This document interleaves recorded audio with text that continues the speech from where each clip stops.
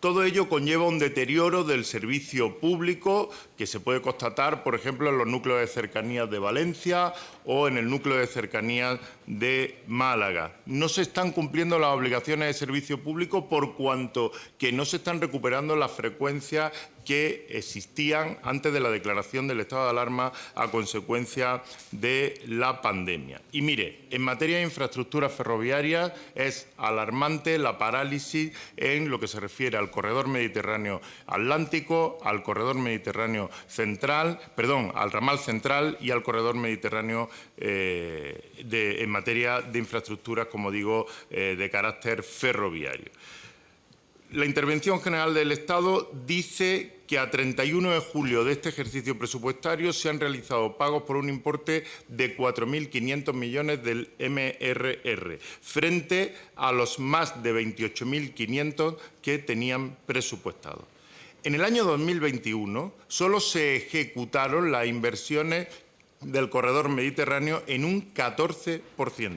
En el año 2022, en el corredor atlántico, únicamente, y este es un dato oficial, han ejecutado ustedes 200 millones de euros. Señora Pardo de Vera, ¿qué pasa con la electrificación del tramo entre Algeciras y Bobadilla? Como usted sabe, común a ambos corredores ferroviarios. ¿Por qué se ha pospuesto su finalización un año más a partir de estos presupuestos generales del Estado? ¿Por qué han reducido ustedes la financiación a esa importante infraestructura en un 57% con respecto al año anterior? Pero además, la electrificación del tramo entre Algeciras y Bobadilla también es fundamental para algo a lo que usted hacía referencia, como son las autopistas ferroviarias y, en concreto, la autopista Algeciras-Madrid-Zaragoza. Bueno, pues al igual que el tramo entre Sagunto, Teruel y Zaragoza están siendo bloqueados, están profundamente paralizados y eso nos preocupa. Del asunto extremeño tendremos ocasión de hablar en la segunda intervención porque da para largo. Pero le pregunto, la ministra se comprometió a reformar el sistema dinámico de tarifas de los billetes de Renfe, por cuanto que ha supuesto un encarecimiento del precio de los billetes. ¿Qué pasa con eso? ¿O qué pasa con el encarecimiento de las tarifas que ha propiciado Renfe Mercancías a lo largo del ejercicio 2022, algo que es muy negativo para ese objetivo de que la cuota modal del transporte de mercancías en ferrocarril suba hasta el 10%. Señora Secretaria de Estado, voy terminando, pero cada vez que se habla de explotación de carreteras y de conservación, sacan ustedes el tema de los peajes, de la tarificación, del pago por uso, pero no están dialogando con nadie. Desde el año 2018 estamos esperando a que inicien ustedes ese diálogo para saber qué modelo es el que, hacia dónde vamos, qué modelo es el que ustedes ofrecen. Desde el año 18 esperando.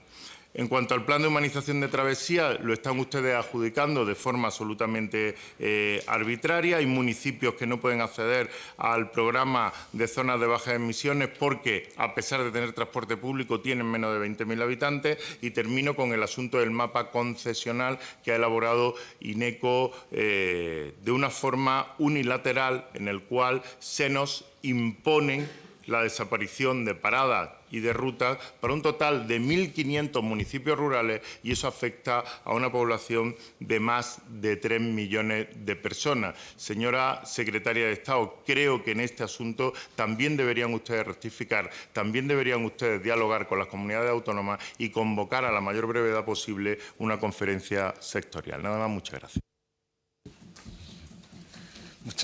Muchas gracias. Acabamos con el señor don César Ramos por el Grupo Socialista. Gracias, presidente.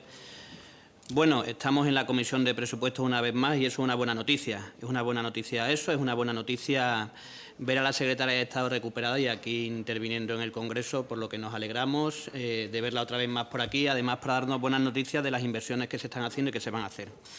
Voy a empezar con una reflexión que ha hecho Ferran Bel, que comparto, que tiene que ver con la frustración que se produce en los ciudadanos cuando ven que muchas infraestructuras que se han anunciado muchas veces no se llevan a cabo. Y lo voy a poner con un ejemplo, que creo que es la mejor forma de entenderlo. Yo soy de una familia de 5 hermanos y me imagino si mi padre, cuando íbamos a salir de paseo, nos decía que nos íbamos a tomar cada uno una Coca-Cola. Cuando llegábamos normalmente, como digo, como somos 5 hermanos, había un fenómeno que yo creo que lo han vivido muchas familias, que era que pedía 2 Coca-Cola con 5 vasos. Si mi padre nos hubiera dicho que íbamos a tomar todos Coca-Cola, seguramente nos hubiéramos frustrado porque no había para eso, ¿no? Algunos podrán decir que eso es lo que está provocando, y yo lo creo que está provocando el que haya una frustración permanente en los ciudadanos porque durante un tiempo se anunciaron infraestructuras que nunca se iban a poner en marcha. Y eso hace que recurrentemente, cada vez que hay unos presupuestos, la gente se fije en aquellas infraestructuras que alguien le anunció un día que se iban a poner en marcha, pero lo que se estaba haciendo era engañar a los ciudadanos. Y creo que hay que romper definitivamente esa dinámica porque creo que perjudica absolutamente a todos. Fijaros, si con estos presupuestos, que son unos presupuestos récord, no aparecen todas las infraestructuras, ¿por qué sería imposible hacerlas? ¿Qué hubiera pasado con los presupuestos del Partido Popular, que eran mucho menores? Evidentemente no se podían hacer. El día que rompamos esa dinámica creo que habremos avanzado mucho para los ciudadanos. Desde hace muchos años actúo en Twitter, me encantan las redes sociales, se ha convertido no solo últimamente, sino de forma habitual en un elemento de ruido.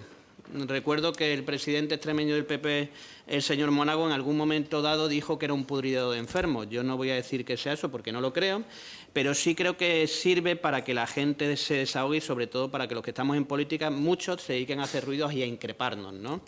A increparnos como puede pasar o como pasó también el día 12 de octubre, como suele pasar, que algunos hacen mucho ruido intencionadamente, que no permiten que a la realidad se escuche o que se escuche a la gran mayoría de españoles que piensan de otra forma, pero consiguen hacer un ruido que permite que se perciba la realidad de otra forma.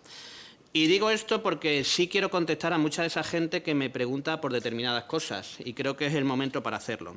Algunos en estos tiempos me preguntaban si estaba orgulloso del trabajo que estábamos haciendo en la comisión. Yo soy portavoz de Fomento desde el año 2016 y evidentemente tengo que hacer repaso de las cosas que han ido pasando en esa época y en esta época. Entonces estaba el Partido Popular. Me acusan permanentemente o nos acusan de no traer los temas extremeños a este Parlamento.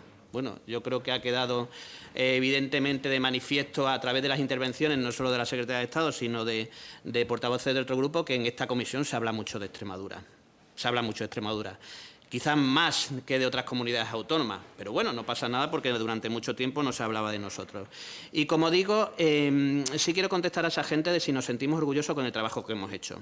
Yo creo que tenemos que estar orgullosos, porque el tren extremeño, que llevaba mucho tiempo pendiente, que era de justicia, por fin se ha puesto en marcha, por fin ya podemos utilizarlo, por fin se recortan los tiempos de viaje, aunque es cierto que todavía falta mucho por hacer, como ha anunciado la secretaria de Estado, y seguiremos achuchando para que sea una realidad.